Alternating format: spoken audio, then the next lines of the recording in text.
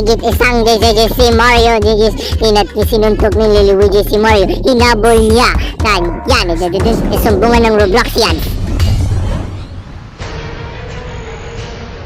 Kitang-kita naman si Luigi, hindi sinuntok niya si Mario sa MJ Cabo vs Super Mario 64. Mahigit isang si Mario at si nagtutok bushot dito sa Super Mario Bowser 64. Si Luigi po nagpunta sa lahat ng worlds hindi sa Paris sa Super Mario 64, pero pinunta niya si Super Mario pero sinuntok. Huwag po kayong manahimik o magdalawang isip. Kung meron kayong puna o reklamo, mga panawag ang kailangan ng agarang tugon. Ipaalam ninyo sa sumbungan ng bayan. Dahil ang inyong sumbong, asahan ninyong mabibigyan ng aksyon. Dahil sa sumbungan ng bayan, hindi namin kayo tatantanan. Alok ni Vice President Noli de Castro ni ABS-CBN News III from the President dito sa ABS-CBN News and Current Affairs. Nakatutok si Henry Omaga Diaz. So, pamayan. Nito lamang nagdaang linggo, ilang emisaryo umano ang kumausap kay Vice President Noli de Castro para ipahati ng alok ni President-elect Benigno Aquino III na bigyan siya ng pwesto sa gabinete. Pero matapos ang halos isang dekada ng pagsisilbi sa bayan bilang senador at vice-presidente, mas nais na ni de Castro na bumalik sa media. Siyempre, it's an honor na operan ka dahil galing ka kay GMA o operan ka ng ano, di ba? But, decided na akong break muna ako sa gobyerno. Pagtatapat ni de Castro, hindi lamang ito ang unang pagkakataon na may nag-alok sa kanya ng pwesto. Noong kasagsagan ng Garci scandal at pagre-resign ng tinaguriang Hayat 10, ilan dito ang pumunta sa kanyang pinagbabakasyonan sa Hong Kong para kumbinsihin siyang suportahan ang panawagan na pagbaba ni Arroyo sa pwesto. Kapag bumaba si Arroyo, tiyak siya ang papalit. Pero tumanggi si de Castro. Wala naman sila sa gobyerno, ba't sila mag-o-offer sa akin? Di ba? So, sa akin, kung constitutional, na ayon sa batas, may due process, walang problema doon. Pero kung illegal, yun ang mahirap kasi halal ako ng bayan hindi naman ako appointed. Kinumpirma rin ni de Castro na siya ang orihinal na inalok ng Lakas Kampi para maging standard bearer bago nito napili si Gilbert Chodoro.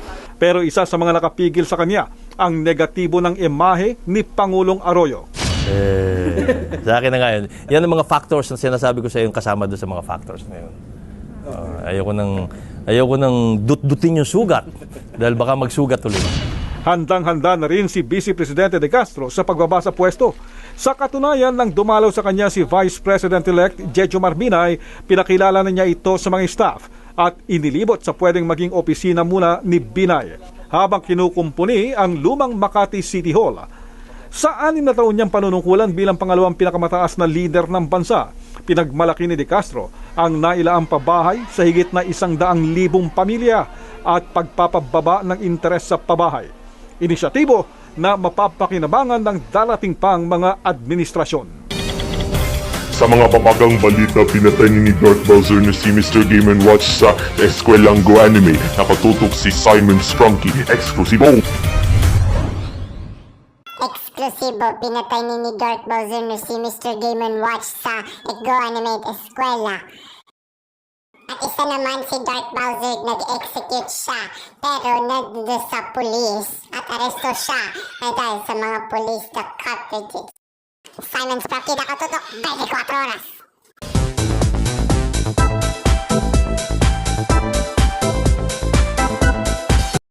Breaking international ground and king of P-pop and SSB19 sa kanilang bagong album na kichika ni Von Beliario.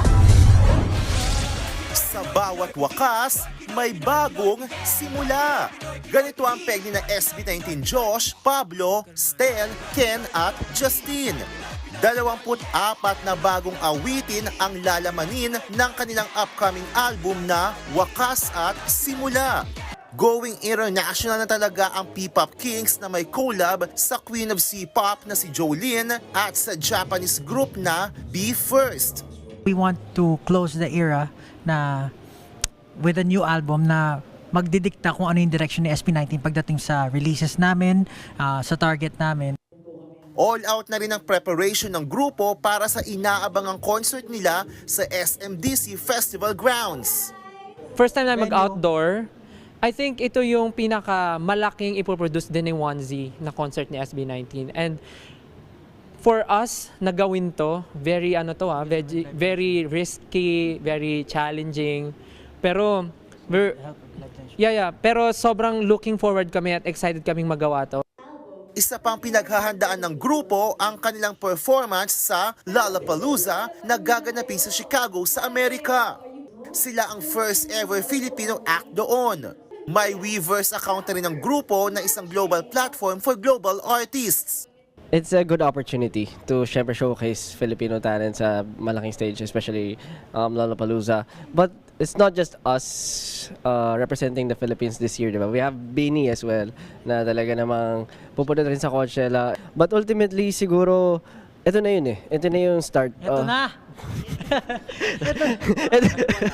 Ito yung nagwala. Pero ito na yung start talaga ng change na sinasabi nga natin, na parang, we're getting there. We're getting the breakthrough.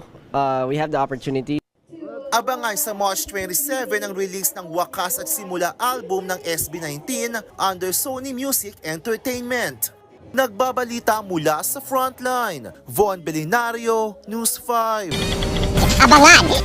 Kinain ni Garfield ng lasagna dito sa United States sa luluto. Jollibee, ano na? At nakakambak ng BTS sa Spotify Arirang. Yan sa pagtutok ng 24 oras.